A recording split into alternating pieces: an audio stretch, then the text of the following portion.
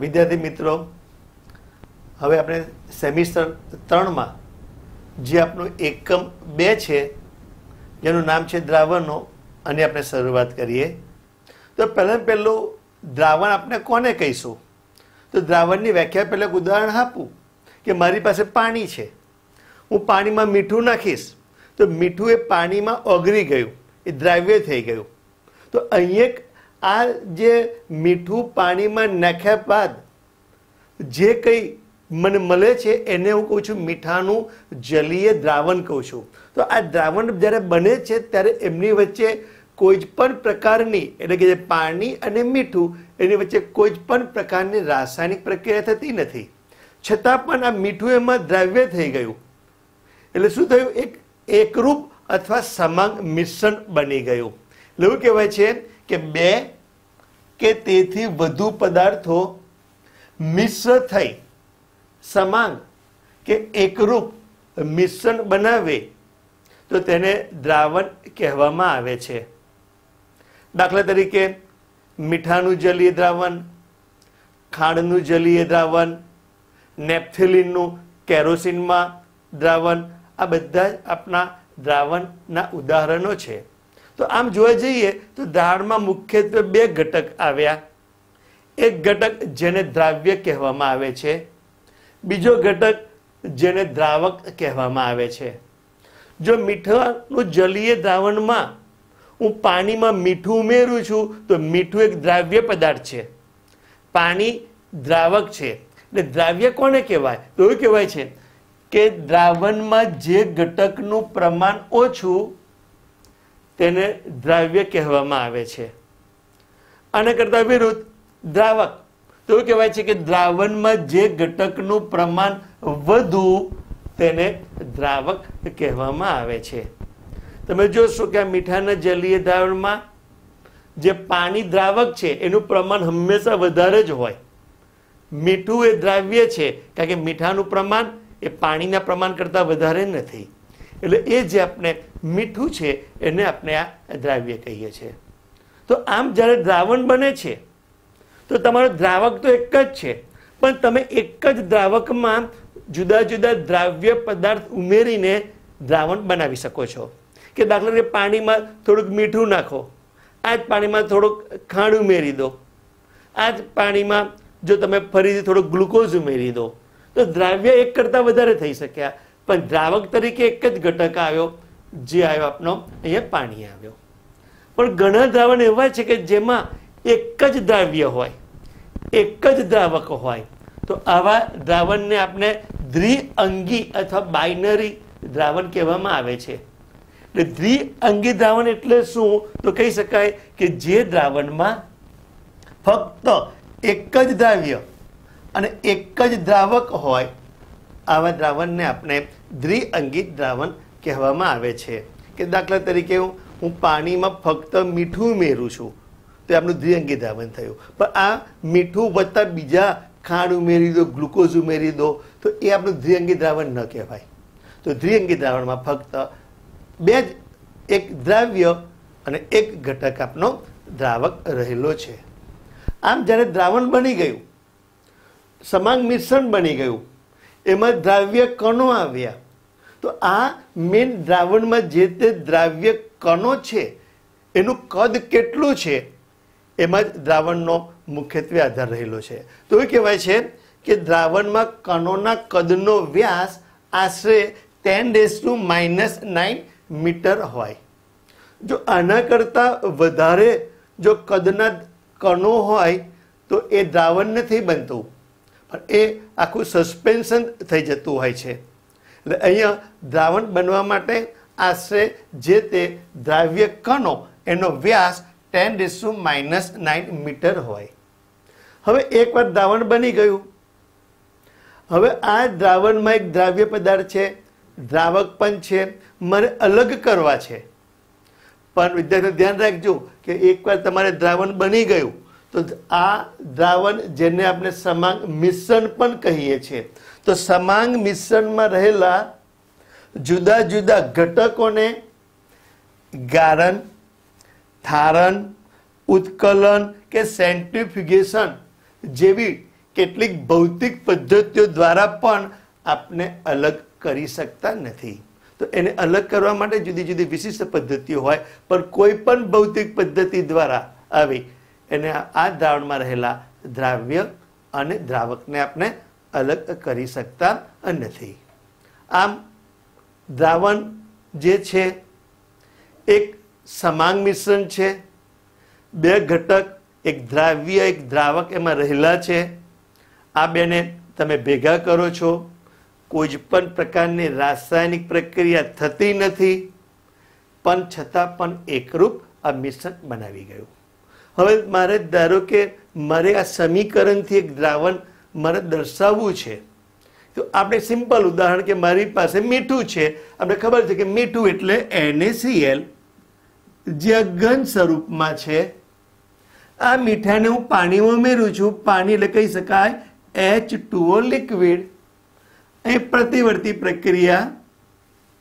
હવે શું થશે કે મીઠું અને પાણી વચ્ચે પ્રક્રિયા ન થઈ, છતાં પણ મીઠું અદ્રશ્ય થઈ ગયું, એ દ્રાવ્ય થઈ ગયું. તો મારે અહીંયા નિપાસ તરફ લખવાનું શું? તો કહી શકાય જ્યારે NaCl આપણો આયનિક ઘન પદાર્થ છે, એને પાણીમાં દ્રાવ્ય કરો એટલે આ જે NaCl છે એનું આયનીકરણ થઈ જાય, અને આયનીકરણ થઈને એમાંથી ધન આયન તરીકે Na+ અને ઋણ આયન તરીકે Cl- સીધા પડી જાય. એટલે આખી જે સ્ફટિક રચના હતી તૂટી ગઈ, આ દ્રાવણ બની ગયું. હવે મારે ફરી NaCl પાછો જોઈએ છે, તો કેવી રીતે પાછો લઈશું આપણે કે જે આ દ્રાવણમાં જો ફરીથી પાણીનું બાષ્પીભવન કરવામાં આવે તો ફરી આપણો આ NaCl પાછો મળી શકે છે. તો આમ એક આપણો આ દ્રાવણ થયું. તો હવે દ્રાવણમાં જે બે ઘટકો આવ્યા, એક દ્રાવ્ય આવ્યો, એક દ્રાવક આવ્યો, તો એની ભૌતિક સ્થિતિ કઈ છે એ આધારે આપણે હવે દ્રાવણનું વર્ગીકરણ જોઈએ છે. હવે જે દ્રાવણના જે પ્રકારો છે, તો એ દ્રાવણમાં મુખ્યત્વે 3 પ્રકાર આવે છે: ઘન દ્રાવણ, પ્રવાહી દ્રાવણ અને વાયુ દ્રાવણ. હવે જે ઘન દ્રાવણ તમે લો છો, તો હવે આપણે ખબર છે કે દ્રાવણમાં દ્રાવકનું પ્રમાણ વધારે છે. એવું કહેવાય કે દ્રાવકની જે ભૌતિક સ્થિતિ એ જ આપણા દ્રાવણની ભૌતિક સ્થિતિ બને. એટલે જો તમે ઘન દ્રાવણ કરશો તો એમાં દ્રાવક તમારે ઘન જ રહેશે, પણ દ્રાવ્ય પદાર્થ એ ઘન પણ હોઈ શકે, પ્રવાહી પણ હોઈ શકે, વાયુ પણ હોઈ શકે. તો આ આધારે ઘન દ્રાવણના મુખ્યત્વે 3 પ્રકાર છે. આ જ પ્રમાણે પ્રવાહી દ્રાવણના 3 પ્રકાર, વાયુમય દ્રાવણના 3 પ્રકાર. તો આમ દ્રાવણ કુલ 9 પ્રકારના થાય.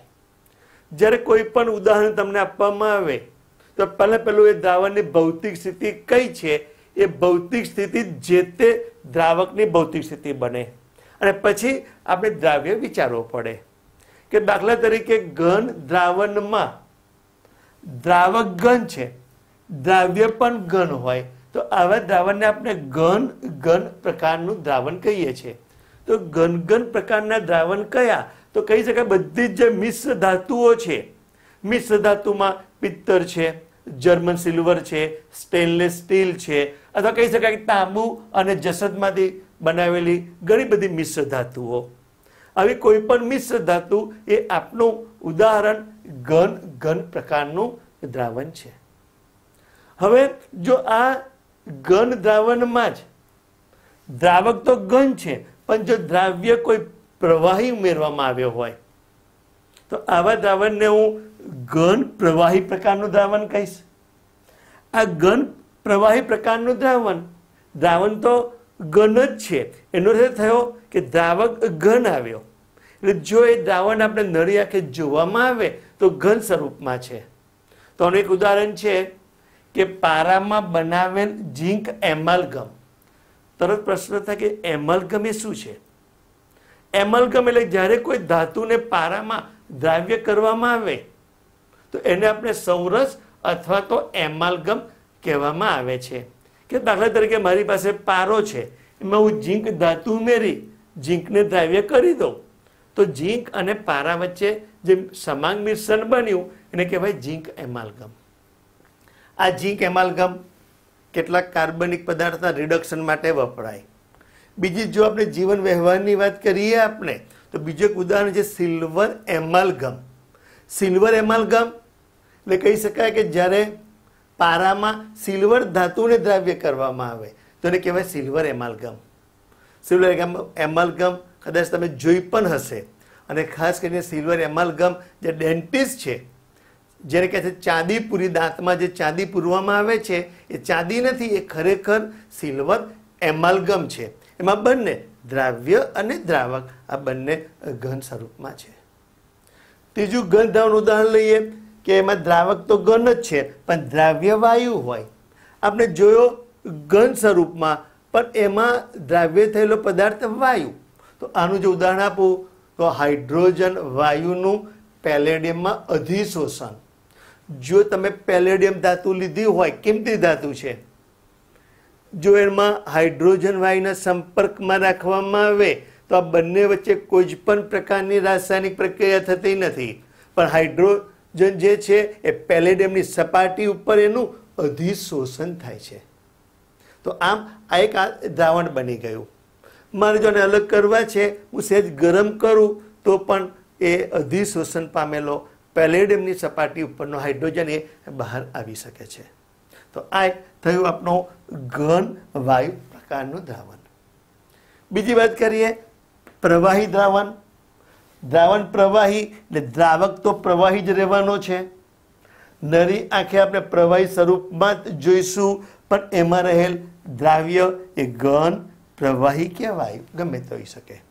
પણ જો આ પ્રવાહી દ્રાવણમાં દ્રાવ્ય ઘન છે, દ્રાવક પ્રવાહી છે, તો કોમન મીઠાનું જલીય દ્રાવણ, ખાંડનું જલીય દ્રાવણ, ગ્લુકોઝનું જલીય દ્રાવણ, અથવા કહી શકાય કે જે નેપ્થેલિન છે, જો એને કેરોસીનમાં તમે દ્રાવ્ય કરશો તો નેપ્થેલિનનું કેરોસીનમાં દ્રાવણ. તો આ બધા તમે જોશો તો આ બધા જે ઉદાહરણો છે એ પ્રવાહી દ્રાવણના છે, જેમાં દ્રાવક પ્રવાહી છે, દ્રાવ્ય એ જે છે આ દ્રાવ્ય આપનો આયો એ ઘન સ્વરૂપમાં છે. હવે આ જ પ્રવાહી દ્રાવણનું જો બીજું ઉદાહરણની વાત કરું તો દ્રાવક તો પ્રવાહી જ છે, દ્રાવ્ય પણ પ્રવાહી છે. બંને પ્રવાહી. દાખલા કે પાણી છે, પાણીમાં હું આલ્કોહોલ ઉમેરીશ તો પાણીનું આલ્કોહોલમાં એક જલીય દ્રાવણ બન્યું જેને આપણે સ્પિરિટ પણ કહીએ છીએ. તો આ દ્રાવણ એ પ્રવાહી પ્રકારનું દ્રાવણ થયું. એટલે પાણી વત્તા ઇથેનોલ છે.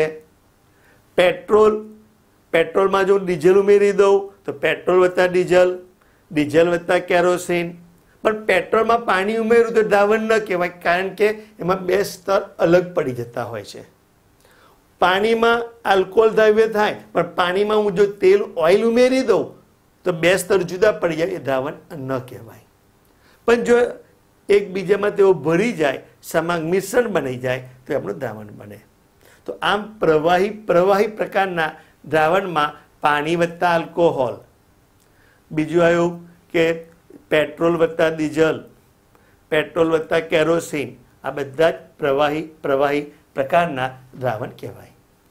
ત્રીજી વાત કરીએ છીએ પ્રવાહી દ્રાવણમાં જ, એટલે કે દ્રાવક તો પ્રવાહી છે પણ દ્રાવ્ય વાયુ પણ હોઈ શકે.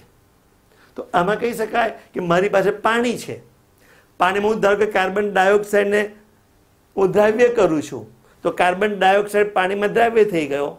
કાર્બન ડાયોક્સાઇડનું જલીય દ્રાવણ જેને આપણે સોડા વોટર તરીકે ઓળખીએ છીએ. તો આ જે દ્રાવણ છે સોડા વોટર એ શું છે? તો સોડા વોટર એ કાર્બન ડાયોક્સાઇડનું જલીય દ્રાવણ છે કે જેમાં દ્રાવક પ્રવાહી છે, દ્રાવ્ય વાયુ સ્વરૂપમાં છે. આ જ પ્રમાણે બીજો એક આવે છે લિકર એમોનિયા. લિકર એમોનિયા એટલે કહી શકાય કે પાણીમાં જ્યારે એમોનિયા વાયુને આપણે દ્રાવ્ય કરીએ તો લિકર એમોનિયા કહીએ છીએ. તો આમ આ બધા જે દ્રાવણ જેમાં દ્રાવક પ્રવાહી આવ્યો, દ્રાવ્ય વાયુ આવ્યો. ત્રીજી વાત કરીએ છીએ વાયુમય દ્રાવણ. દ્રાવણ વાયુમય છે એટલે કે દ્રાવક તો વાયુ જ છે પણ દ્રાવ્ય ઘન, પ્રવાહી કે વાયુ, એ આધારના ત્રણ પ્રકાર થાય. જો પહેલી વાત કરીએ આપણે વાયુમય દ્રાવક કે જેમાં દ્રાવ્ય ઘન છે, દ્રાવક વાયુ છે, તો એના ઉદાહરણ કહી શકાય કે દાખલા તરીકે જો આપણે વાત કરીશું કે કપૂર લેવામાં આવે, કપૂરને જો તમે ખુલ્લું રાખશો તો કપૂરનું હવામાં મિશ્રણ બને, અથવા કપૂર એ બાષ્પશીલ છે, નાઇટ્રોજનના સંપર્કમાં રાખો તો કપૂરનું નાઇટ્રોજન વાયુમાં જે સમાંગ મિશ્રણ થયું, આ તમારું જે દ્રાવણ બન્યું એક વાયુમય દ્રાવણ છે, પણ એમાં દ્રાવક વાયુ આવ્યો, દ્રાવ્ય ઘન આવ્યો. આ જ પ્રમાણે ધૂળની રજકણો, આ જ પ્રમાણે ધુમાડો, જો આમ અગરબત્તી સળગાવીશું તો જે ધુમાડો આવ્યો એ ધુમાડો એક દ્રાવણ છે, એ વાયુ સ્વરૂપમાં છે, પણ જે ધુમાડામાં જે કાળી નાની નાની રજકણો આવી, કાર્બનની આવી, એ તો ઘન સ્વરૂપમાં છે. તો આ આપણું થયું વાયુ ઘન પ્રકારનું દ્રાવણ. બીજી વાત કરીએ કે વાયુમય દ્રાવણ છે, દ્રાવક વાયુ જ છે, પણ દ્રાવ્ય આપણો પ્રવાહી સ્વરૂપમાં હોય તો આપણે કહી શકાય કે જે ભેજવાળી હવા છે, હવામાં જ્યારે ભેજ આવી જાય, ભેજ એ પાણી, પાણી પ્રવાહી સ્વરૂપમાં, આ પણ વાતાવરણનો વાયુ એ વાયુ સ્વરૂપમાં, તો ભેજવાળી હવા એક વાયુમય દ્રાવણ કે જેમાં દ્રાવક વાયુ, દ્રાવ્ય પ્રવાહી. અને છેલ્લું આવે છે કે વાયુમય દ્રાવણ જ, દ્રાવક તો વાયુ જ છે પણ દ્રાવ્ય પણ વાયુ હોય. બંને ઘટક વાયુ વાયુ અને બંને ઘટક એક સમાંગ મિશ્રણ બનાવી શકે. એટલે કહી શકાય કે જે વાતાવરણમાં જે હવાનું મિશ્રણ એ વાયુ વાયુ પ્રકારનું દ્રાવણ છે. આ ઉપરાંત હાઇડ્રોજન અને ઓક્સિજન, આ બેને ભેગા કરો તમે તો એનું જે મિશ્રણ સમાંગ મિશ્રણ બને એ પણ આપણું એક વાયુ વાયુ પ્રકારનું દ્રાવણ છે. તો આમ વિદ્યાર્થી મિત્રો ધ્યાન આપજો કે કુલ 9 પ્રકારના દ્રાવણ થયા ઉદાહરણ સાથે, પણ ભૌતિક અવસ્થાને આધારે જો ઘન દ્રાવણ એના 3 પ્રકાર, પ્રવાહી દ્રાવણ એના 3 પ્રકાર, વાયુમય દ્રાવણ એના પણ 3 પ્રકાર. તો અહીંયા ખાસ કરીને આપણે સમજીને જ કે જ્યારે કોઈ ઉદાહરણ આપવામાં આવે અને દ્રાવણનો પ્રકાર પૂછે તો ઉદાહરણ જે આપ્યું છે એ કયા સ્વરૂપનું છે, એ જ સ્વરૂપ આપણું દ્રાવણ બને, એ જ સ્વરૂપ દ્રાવક બને. જ્યારે દ્રાવ્ય માટે આપણે થોડું વિચારવું પડે. તો આ રીતે આવાના દ્રાવણમાંથી પણ આવા ઘણા પ્રશ્નો ઓબ્જેક્ટિવ પ્રકારના પૂછવામાં આવે છે. તો આમ હવે આપણે દ્રાવણ બની ગયું. તમે જોયું કે પાણીમાં આલ્કોહોલ ઉમેર્યું મેં તો એક આપણું પ્રવાહી દ્રાવણ બની ગયું, જ્યાં બંને ઘટક પ્રવાહી છે. પણ આ જ પાણીમાં હું જ્યારે કેરોસીન ઉમેરીશ, આ જ પાણીમાં હું પેટ્રોલ ઉમેરીશ તો 2 સ્તર જુદા પડી ગયા, દ્રાવણ બનાવ્યું નહીં. તો દ્રાવણ કયા સંજોગોમાં બને, તો હવે આપણે એની વાત કરીએ છીએ. હવે જોઈએ છીએ આપણે કે દ્રાવણ બનવા માટે દ્રાવ્ય અને દ્રાવકના અણુઓની લાક્ષણિકતા. મેં હવે તમને વાત કરી કે 2 પદાર્થને ભેગા કરો એટલે દ્રાવણ બનશે એવું આપણે ક્યારે ન કહી શકાય. તો દ્રાવણ બનવા માટે દ્રાવ્ય અને દ્રાવકના અમુક ગુણધર્મોમાં લાક્ષણિકતા હોવી જોઈએ, એમાં અમુક સમાનતા હોવી જોઈએ. ઇંગ્લિશમાં કહેવત છે કે લાઇક ડિઝોલ્વ લાઇક, એટલે કે સરખો સરખામાં ભળે. એટલે કે જો દ્રાવ્ય અને દ્રાવકમાં કંઈક સમાનતા જોવા મળે તો જ દ્રાવણ બની શકે છે. તો આ માટેની મુખ્યત્વે 4 લાક્ષણિકતાઓ છે. પહેલી લાક્ષણિકતા છે કે જો કાર્બનિક અણુમાં આલ્કોહોલ સમૂહ હોય અને આ OH સમૂહની સંખ્યા વધુ હોય તો આવા સંયોજનો મહદઅંશે પાણીમાં દ્રાવ્ય થાય. અને જેમ OH સમૂહની સંખ્યા વધારે તેમ એમની પાણીમાં દ્રાવ્યતા વધારે. દાખલા તરીકે મારી પાસે આલ્કોહોલ છે, એટલે કે ઇથેનોલ C2H5OH હું પાણીમાં નાખીશ, પાણીમાં દ્રાવ્ય થશે. કેમ? તો આલ્કોહોલમાં OH સમૂહ છે, એ કાર્બનિક પદાર્થ છે. પાણીમાં તમે જાઓ તો પાણી એટલે H2O, જેમાં ધનાયન તરીકે H+, ઋણાયન તરીકે OH-, એટલે આલ્કોહોલ પાણીમાં દ્રાવ્ય થયો. પણ આ ઇથેનોલની જગ્યાએ હું ધારો કે ગ્લિસરીન લઉં, એટલે કે પ્રોપેન 1,2,3 ટ્રાયોલ, જેમાં 3 OH સમૂહ રહેલા છે, તો એકલા ઇથેનોલ કરતાં હું જો ગ્લિસરીનને પાણીમાં ઓગાળીશ તો એ વધુ દ્રાવ્ય થશે. આના કરતાં હું ગ્લુકોઝ લઉં તો પણ પાણીમાં વધારે દ્રાવ્ય થાય. તમને ખબર છે કે ગ્લુકોઝમાં પણ OH સમૂહ આવ્યો છે, અને ગ્લુકોઝ એ પેન્ટા આલ્કોહોલ છે, એમાં 5 OH સમૂહ આવેલા છે, એટલે ગ્લુકોઝ એના કરતાં પણ પાણીમાં વધુ દ્રાવ્ય થાય. તો આ પહેલો મુદ્દો કે આપણો કાર્બનિક પદાર્થ એમાં OH સમૂહ હોય, જેમ OH સમૂહની સંખ્યા વધારે હોય આવા પદાર્થો પાણીમાં દ્રાવ્ય થતા હોય છે. બીજો મુદ્દો છે કે ધ્રુવીય પદાર્થો મહદઅંશે ધ્રુવીય દ્રાવકમાં દ્રાવ્ય થાય. ત્રીજો મુદ્દો આના કરતા વિરુદ્ધ કે અધ્રુવીય પદાર્થો મહદઅંશે અધ્રુવીય દ્રાવકમાં દ્રાવ્ય થાય. તો આ બે મુદ્દા જે ચર્ચા કરીએ કે ધ્રુવીય પદાર્થો, તો ધ્રુવીય પદાર્થ એટલે એવું કહેવાય કે જેમાં ધન આયન અને ઋણ આયન રહેલા છે. ધ્રુવીય દ્રાવક તરીકે પાણી, આલ્કોહોલ આ બધા આપણા ધ્રુવીય દ્રાવક કહેવાય. તો જો હું ધ્રુવીય પદાર્થ તરીકે હું મીઠું લઉં, આ મીઠાને હું પાણી એમનું ધ્રુવીય દ્રાવક છે એમાં હું ઓગાળીશ તો મીઠું પાણીમાં દ્રાવ્ય થઈ જશે, દ્રાવણ બનાવશે. હવે આ જ મીઠું લઈશ, પાણીની જગ્યાએ હું કેરોસીન લઉં છું. કેરોસીન અધ્રુવીય દ્રાવક કહેવાય, મીઠું આપણું ધ્રુવીય પદાર્થ કહેવાય. જો હું મીઠાને કેરોસીનમાં નાખીશ તો દ્રાવ્ય નહીં થાય, એ નીચે બેસશે. પણ જો આ કેરોસીનની અંદર નેપ્થેલિન જે ડામરની ગોળી કહીએ છીએ એવું નાખીશ તરત દ્રાવ્ય થશે. કેમ? તો નેપ્થેલિન જે આપણો અધ્રુવીય પદાર્થ છે, કેરોસીન અધ્રુવીય દ્રાવક છે. બંને અધ્રુવીય આવ્યા, એક સમાનતા આવી એટલે એકરૂપ અથવા સમાંગ મિશ્રણ બનાવ્યું. પણ આ જ નેપ્થેલિન પાણીમાં નાખો છો, પાણી ધ્રુવીય, નેપ્થેલિન અધ્રુવીય, બંને સમાંગ મિશ્રણ ન બનાવે. એટલે કહી શકાય કે નેપ્થેલિન એ કેરોસીન અથવા બેન્ઝીનમાં દ્રાવણ બનાવી શકે છે, પણ આ જ નેપ્થેલિન પાણીમાં દ્રાવણ બનાવી શકે નહીં. આ જ પ્રમાણે મીઠું પાણીમાં દ્રાવણ બનાવી શકે છે, પણ આ મીઠું પેટ્રોલ અથવા તો કેરોસીનમાં દ્રાવણ બનાવી શકતું નથી. એનું કારણ કે ધ્રુવીય પદાર્થો હંમેશા ધ્રુવીય દ્રાવકમાં, અધ્રુવીય પદાર્થો હંમેશા અધ્રુવીય દ્રાવકમાં દ્રાવ્ય થતા હોય છે. અને ચોથો મુદ્દો છે કે મોટા ભાગના આયનિક પદાર્થો પાણીમાં દ્રાવ્ય થાય છે, કારણ કે તેઓ ઘન અવસ્થામાં પણ આયનીય હોય છે. આયનિક ઘન પદાર્થો એટલે કે તેમાં ધનાયનો અને ઋણાયનો આવેલા છે. એટલે એમાં આ ધનાયનો ઋણાયનો વચ્ચે પ્રબળ આકર્ષણ થયો, આયનિક બંધ બન્યો.